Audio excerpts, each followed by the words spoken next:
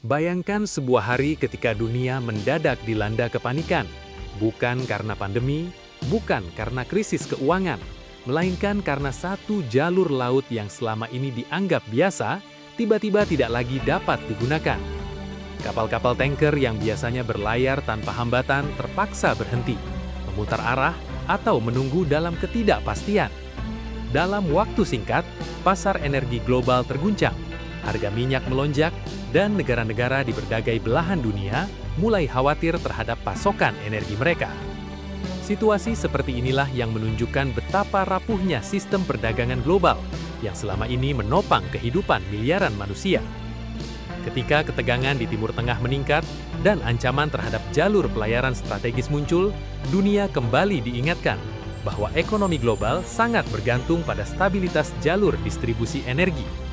Selama puluhan tahun, kawasan Timur Tengah menjadi pusat perhatian karena menyimpan cadangan minyak terbesar di dunia.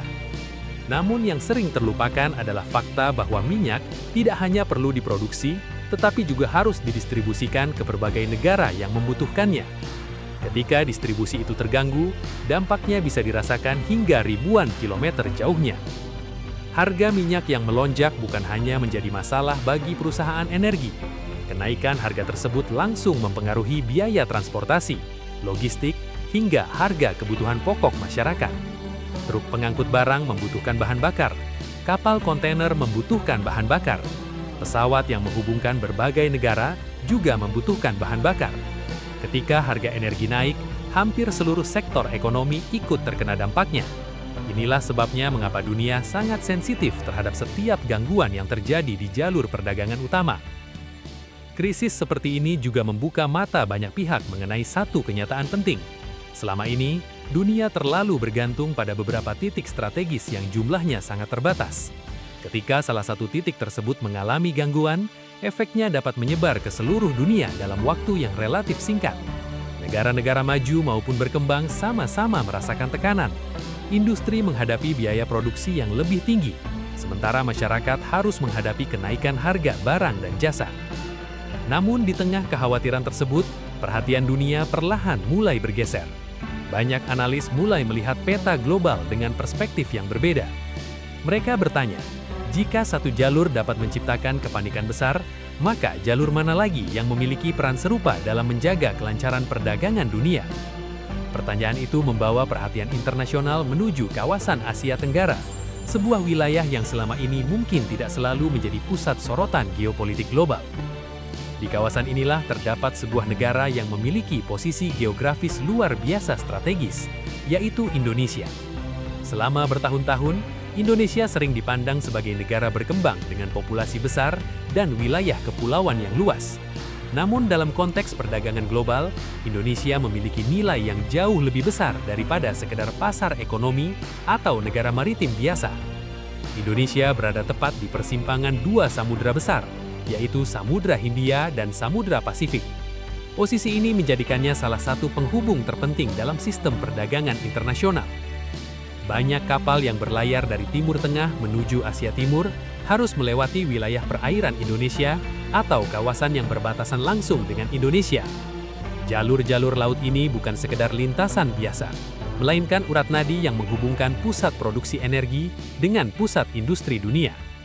Tanpa jalur tersebut, arus perdagangan global akan mengalami gangguan yang sangat besar.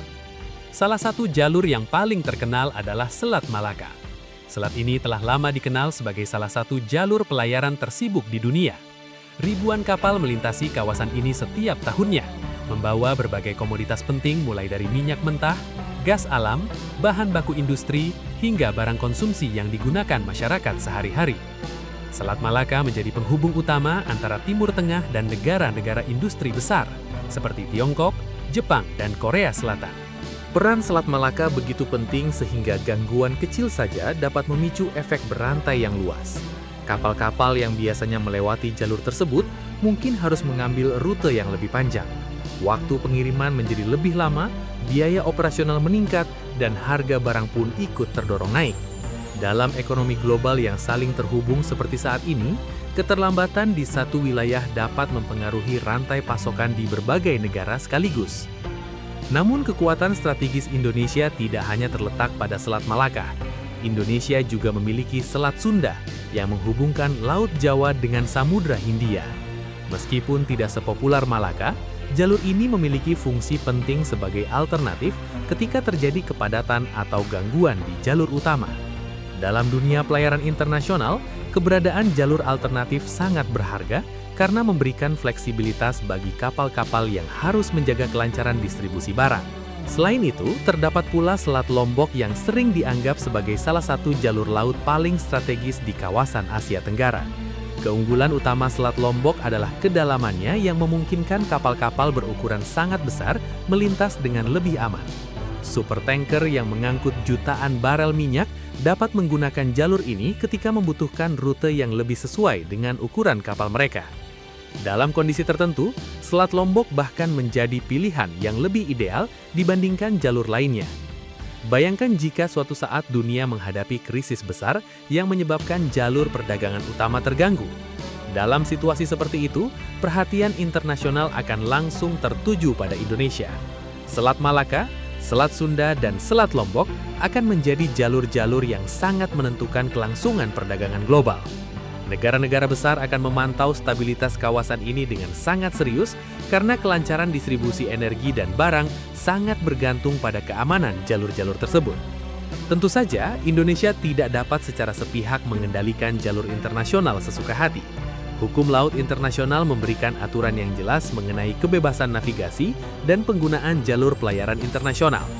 Namun yang menjadi poin penting bukanlah kemampuan untuk menutup jalur tersebut, melainkan posisi strategis yang memberikan pengaruh besar dalam percaturan geopolitik global. Dalam dunia modern, pengaruh seringkali lebih bernilai dibandingkan kekuatan militer semata. Negara yang berada di pusat jalur perdagangan memiliki kemampuan untuk berperan sebagai penjaga stabilitas, mitra strategis, dan penghubung kepentingan berbagai negara. Indonesia memiliki semua karakteristik tersebut. Posisi geografis yang dimiliki tidak dapat dipindahkan, tidak dapat ditiru, dan tidak dapat digantikan oleh negara lain. Inilah alasan mengapa Indonesia sebenarnya memiliki potensi yang sangat besar untuk memainkan peran lebih penting di tingkat global. Ketika dunia menghadapi ketidakpastian, negara-negara akan mencari kawasan yang mampu menjaga stabilitas perdagangan dan distribusi energi. Indonesia berada dalam posisi yang memungkinkan untuk menjadi salah satu pilar utama dalam sistem tersebut. Pada akhirnya, pertanyaan yang perlu dijawab bukanlah apakah Indonesia memiliki posisi strategis atau tidak. Jawabannya sudah sangat jelas. Pertanyaan yang lebih penting adalah apakah Indonesia siap memanfaatkan posisi tersebut secara maksimal. Karena di masa depan, ketika dunia kembali menghadapi krisis besar, bisa jadi bukan hanya Timur Tengah yang menjadi pusat perhatian. Bisa jadi, masa depan perdagangan global juga akan sangat ditentukan oleh bagaimana Indonesia menjaga dan memanfaatkan jalur-jalur laut strategis yang dimilikinya. Indonesia bukan sekedar negara kepulauan yang berada di antara dua samudra. Indonesia adalah persimpangan dunia, dan di sanalah letak kekuatan sebenarnya.